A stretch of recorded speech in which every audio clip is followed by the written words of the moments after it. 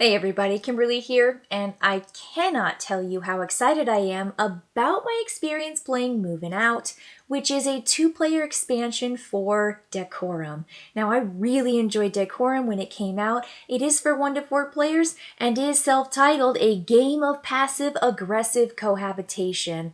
Just nailed it in the original base game. But in Movin Out, players are now trying to move out of their building or their house, which is the original base materials with all the different objects. You've got your wall hangings, curios, and lamps, along with the different types, which are 4. You've got modern, antique, retro, and unusual, along with wall coloring. So you're taking all of that stuff and you're trying to clean up your house and maybe paint the walls a little bit before you head out in a variety of vehicles. You are packing up all of these items. So it is more of the same lovely cooperative deduction game that Decorum, the base game, gives you, but just for 2 players with 20 scenarios.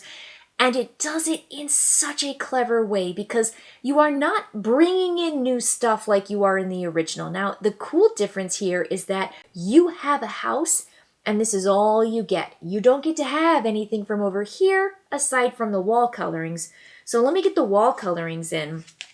It looks like we've got a yellow bathroom, we've got a blue bedroom, and we also have a green living room and a green kitchen. Now, the reason I know that is because when you get to your sessions or your scenarios, this one's labeled number 1, let's get moving. And I will tell you right now, this will be no spoilers. I promise you I will not show you anything that ruins that first game experience because this is deduction, because this is a figure me out. I do not want anyone to feel like they can't play this first round because it's such a delight to discover on your own. I just want to show you all the cool things the game offers and my take on it. Because this is your card, you're going to say, let's get moving. This is Decorum, Movin Out, number 1. And it's for 2 players. You see the 2 folks. This tells you the setup for the cars. You get a smart car and you get a clunker. And they have spaces for different items. That's going to be your stars. Those are wilds. So what I did was I have this right here. There's the clunker. Do you want to know how I know? Because it says so. It's so nice and helpful. And these cutouts are fantastic. So here's the smart car. There's the clunker. I've got the cars set up. And then I take a look at this card and it says, let's get moving. When you drop everything and go, do you really have to drop everything? Can these 2 agree on what will stay and what will go, or will Movin Out have to wait? So they give you the color of the walls in each space. And then they give you the keyword for the type, and then you see the shape of the item. And each of these has to be verified by all players to make sure that it is 100% accurate, or the logic or the deduction will not work. So when you take a look at this, this is my unusual curio. I've got my green or wall hanging antique. I've got my red lamp that is retro. And up here, I've got my wall hanging, my lamp, my curio. I've got my curio, my green wall hanging, and then I've got my red lamp, red wall hanging, and then my lamp, and then I've got my curio. So this guy is going to go to the bottom. Now here's where the secrets are. Whenever you pass these cards to a player, you'll see that they are labeled player 1, player 2, whichever one you want. It doesn't matter because each of these has criteria of what they want to pack and what they want to leave the house looking like. So 1 player gets this card, 1 player gets this card, and you do not look at each other's card because they're going to have those criteria based on what you need to happen for you to be happy. And that's where this kind of passive aggressiveness comes from, because you will take a turn in the game and then the other player is going to respond with how they feel. And there are really 3 responses. I hate that choice you just made. That ruined my life. We might have to break up. No, nothing like that. But you know what I mean? Like, you're really upset. The other one is, I loved it. I think that's great. I couldn't be happier. You're the light of my life. And then the middle one is, it's fine. I don't really care. Meh. You know, it's whatever. You kind of have a neutral response to it where it really isn't fitting your criteria, but it's not also breaking your criteria. So That's it. This is what you're doing, is you're moving these items out, but notice that there's only 5 spots here to take things. And so while you're moving things around in the house, you're trying to rearrange it for the new buyer to come in and be really happy. You're maybe again changing the wall color, and then you're bringing certain items out here, but you can't have any of these items because these are not in your house. They don't belong there. So I think that's one of the most clever changes from Decorum to Movin' Out with this expansion, is they've really just focused on, here's what's in the house, and the theme is we're moving out and we're going to pack up as much stuff as we can fit in here as long as we're happy with where the items are. And the happiness with where the items are is so specific and so particular, and you would never assume what's going on. And when you start to think, I might be figuring out what my partner is trying to tell me here, and you'll make a move and do something thinking, this is it, we're going to be done, it's going to be perfect, they're going to love this, and then they just want to pull their hair out because you haven't figured out what their tick is. So at some point in the game, so every time, let me just go back here. When you take a turn and then you get a response, and then they take a turn and get your response, that's 1 turn. So then you move it to 2. And then you do another action. And then you do another one. And you're going to keep doing that until you get to 15. And when you get to 15, you're going to have what's called a heart-to-heart. This is your heart-to-heart token. And when you're done with it, you turn it over to the X side. But you're going to have your heart-to-heart. And a heart-to-heart literally lets you tell your fellow player the one rule you think is the most important rule, the rule that they're not seeming to get, the rule that's making you the angriest. And you will read one of your rules or criteria to them so they explicitly know what they've been doing wrong and how they can adjust with their criteria along with your criteria, because there's always going to be an answer and a solution that makes everybody happy. Once you get to that 15 and get your first heart-to-heart, you're going to start back over again, as it says here, and then you're going to have another heart-to-heart at 5 or 20, and then at the 10 mark or 25. So you're going to get these heart-to-hearts where you get to talk to each other, but you essentially want to figure out the house and be happy. So there are going to be 4 different choices that you can have on your turn as your action. The very first thing you can do is just simply pass, and players will pass on their turn if all of their objectives are fulfilled. If their criteria are met, they pass. They're not going to be messing things around or moving anything. Once they feel like they're fulfilled, they look at their card, they double check, yep, everything is here, they pass. And that indicates to the person, their player, their partner, I'm happy, this is where I want to be. And hopefully, if you pass 2 in a row, you've fulfilled all of your requirements and you will win the game, flip over your cards, and talk about your criteria together. Otherwise, you're going to take a turn, and your turn is going to be moving an object in a legal way. So moving an object would be something like, I really need this curio, and I want to take that along with us. It's important to me. And you just put that in the car. You just take it and you move it down there. Now, you can take a space and move it to another space as long as it's empty. And it matches. So if this needs to go, and let's say another curio is over here, you can move this one back into that space, or more importantly, let's say we've got the yellow one over here on this side, and you can put things above spaces. It doesn't defy gravity. It just simply is in this particular location and kind of like a little, upper space.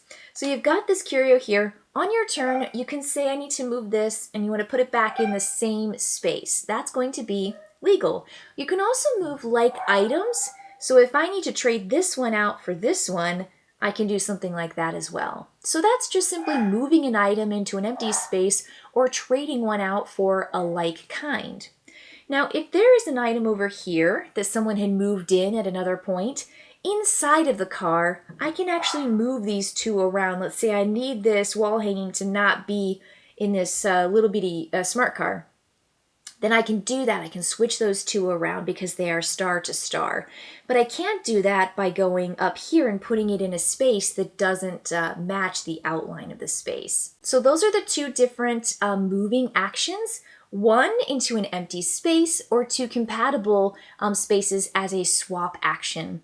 And the third thing that you can do is change the paint. So I say this kitchen is an ugly green, I want to paint it blue, and then you just change that paint color. that's going to be the 3 major actions that you get to take, and then pass is that last one when you're satisfied and fulfilled. Now, I do not want to show you what these criteria are because, again, I want you to discover it, and just playing the game is the way to enjoy the game. Now, when you move into other scenarios, you're going to start having other kinds of cars. You got this little moped. This is a 1B. He is just teeny tiny, and you'll see that there's only 1 spot in there for an item. The other thing here, you've got this moving van. It's got double decker. You've got 2 up here, down here, and you're going to start seeing things like this. This outline right here means that there's space for a box. And I want to say that there are some lovely features that the game grows with you as you play. And here they are. These are boxes. So not only do you wrap things up in bubble wrap. Oh my gosh, I mean, this bubble wrap is so stinking cute. So here's my little bubble wrap that you get to put things in.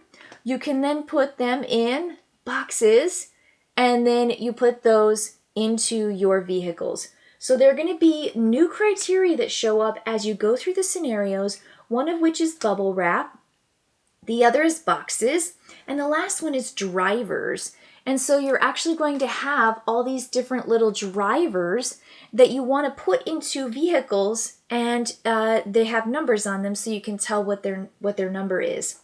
So there's going to be more and more and more requirements and more complex combinations. Here you've got the spaceship. You've got 2 up top and then 1 down below. Here you've got the RV with specified places for items: bathroom, bedroom, kitchen, living room. And I think I did all of them. Oh no, I have the one last one right here, right? The limo. So this, I mean, just barely fits right there on my green screen, but you've got space for 3. So there are all different kinds of vehicles that you are going to possibly use and then fill with each different scenario. So you do need the base game that has the base components with the wall colorings and all of the little shapes of the items. You need the house and the tracker, but then you're going to get this deck. This is the Movin Out deck, and you'll see here that it's got all of these 20 listed right there going straight down. And when you open it up, you'll see you can pull out, oh, there's number 2, best laid plans. And then you're going to have all the associated cards that come with your best laid plans. So you're going to keep everything in here in your little card that has every single scenario in it. I can't say enough good things about this because every time I play Decorum, every time I pull it out, we have so much fun. Now, it's fun to get frustrated. It's fun to think you're figuring something out and feel like you're just kind of hitting your head against the wall. But it's really, really clever. They have figured everything out for you, and you just get to play. And I feel like I'm playing the whole time, whether it's my turn or whether I'm reacting. And then you have to make a really, really tough decision of which of your requirements or your rules that you want to share. Like whenever we were going through this, my husband and I, he's my 2-person player with me, we were going through, and there was a time where he said, well, around round 5 or 6, I thought I was going to have to tell you this rule, but by the time we got to 15, I decided that I needed to tell you a different rule because you just kind of left that other problem alone for long enough that it wasn't an issue anymore. So you have to be really, flexible. You have to adjust to your partner and what they're doing. And then you have to really listen and pay attention. And it's just tons and tons of fun. I love Decorum because there are, scenarios for 2 players, 3 players, and 4 players in different packs. And so again, it is perfectly scaled for every single player count. But the thing I like the most about Movin Out is it's for 2. I love that they're just for 2 players, and this is going to get played even more than my Decorum with the original 2-player set. I'm going to go through this and it's going to be fantastic. And you know what? In a year, we're going to play through all 20 of the scenarios again because I will have forgotten the combinations. I will have forgotten the logic. I would have forgotten the deduction because that's what happens when you do these kind of puzzle games.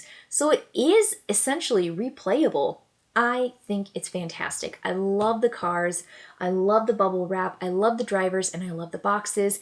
And I think the shift, again, from taking it just with what's in the house into the cars it works. It absolutely works. And it's just so smart and it's super thematic. And I will say that, boy, has it been tough looking at this game box, playing this game, and not singing my Billy Joel like all day. It kind of just gets stuck in my head. So loving that. I mean, it's not a bad thing. It's a good thing to have. A good problem to have is singing Billy Joel. So that is going to be it for me and the brand new expansion for Decorum, Moving Out. I will not sing it to you. I don't know if I can afford it. Okay? All right, everybody. I'll see you later. Bye.